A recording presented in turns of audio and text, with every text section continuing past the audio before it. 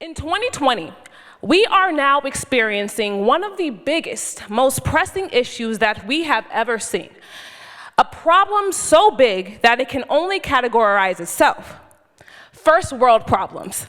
You know, the ones that don't matter but actually do. Like not being able to go to the grocery store for just 1 pint of milk, or having to submit a cover letter and a resume for just one job application. However, the interplay between these seemingly small luxuries and inconveniences have the potential to change the trajectory of whole economies. Introducing One Kiosk Africa, the newest solution to commerce convenience and economic relief. One Kiosk Africa has two main objectives: to eliminate or reduce the unemployment rates in Nigeria, and to deliver products and services from local businesses right to your doorstep in under 59 minutes.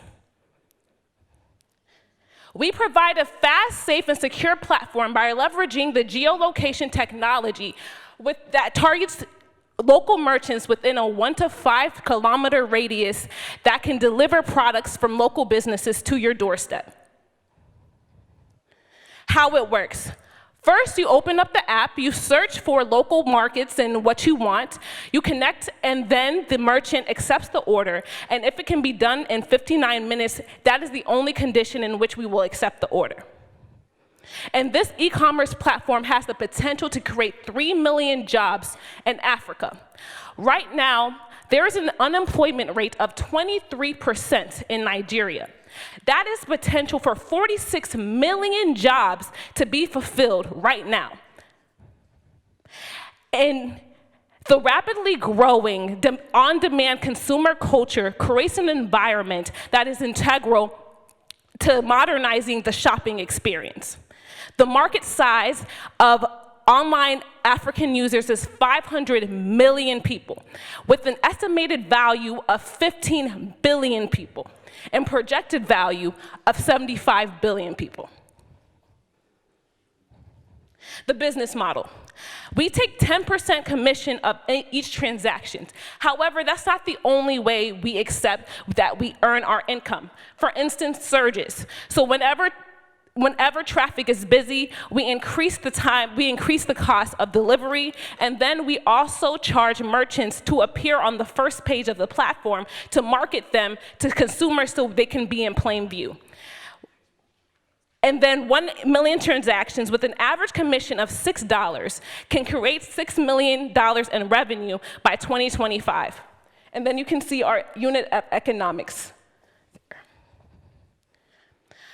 Our traction so far is in users in 8 months. We have 20,000 subscribed users, 14,000 registered merchants, and 200 One Kiosk pros that are deliverers, and 100 plus logistic partners, and already 4,000 transactions.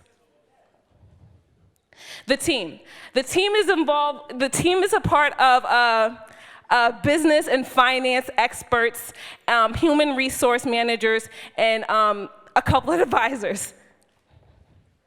We are raising $500,000 to facilitate marketing, operations, tech, liquidity reserve, and CapEx. So please join me in investing in One Kiosk Africa, where our first world problems champion world-class solutions.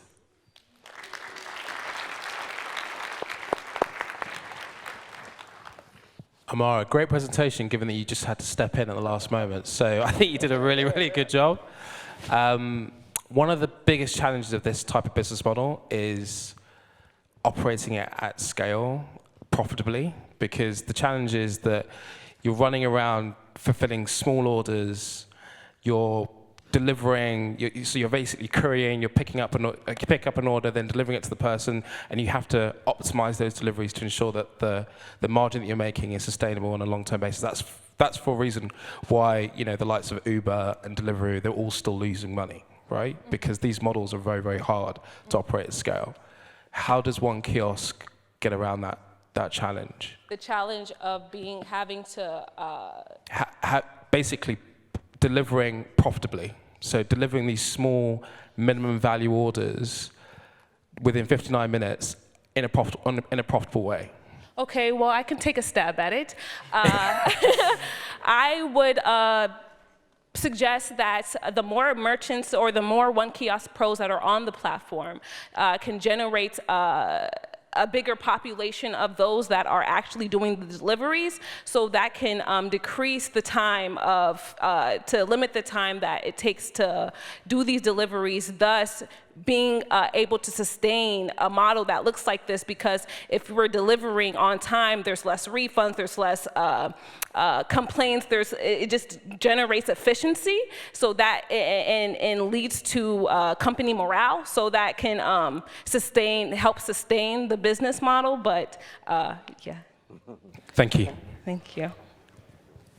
All right. Go easy on her. Yeah.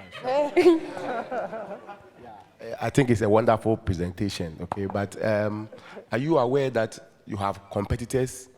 Yes, however, we beat out the competition because we are not, in Nigeria right now, there is nobody that's guaranteeing a 59-minute delivery, and we have other values. So for instance, we encourage businesses to, we provide records for businesses to apply for credit. So we're trying to champion local businesses by being able to promote them on the app. So for instance, if they try to get money, loans, credit, that we have a record of, how they're performing, and that we try to encourage economics and of that nature. And then also we're trying to reduce employment rates by providing employment opportunities, and it just has a different value that I feel than the others. And then of course the 59-minute clause that we're trying to provide. I ask of these competitors because per what I know, most of these businesses in this industry doing similar things as you are doing are really struggling on the continent, you see, because when you present it this way, it looks so easy. It looks like you've solved all African unemployment. You have provided so much, you are going to provide so much jobs, billions of dollars will be made. It looks so easy here. But I know of some companies, and one company that I have personally invested in, and that is how easy it looked when they presented it. But they are really struggling, okay? So in your view, they have identified one major problem that is inhibiting the growth of their business. What do you think is the greatest challenge that this kind of business face on the continent? That this business model. Yes, this particular business. What's your greatest challenge? The greatest challenge, I believe, is the location services, just because of the landscape of Africa and its nature. However, that we work with Google Maps to provide a precise location, and that we don't accept orders for from over 5 kilometers. That is a issue in itself.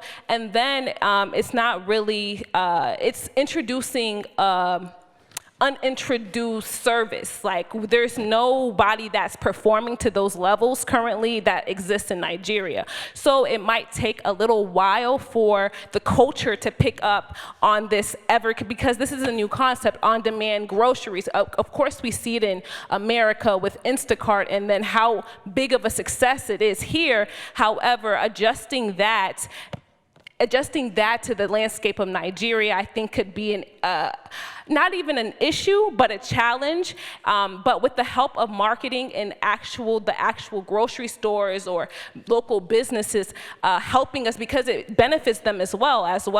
If they're having more people that know it, because they share a common issue. Consumers can't get to the businesses, and businesses can't get to the consumers. So if the businesses are also promoting our service, that helps with the marketing as well. So there's a few issues or challenges that may exist, but they're all accompanied with solutions.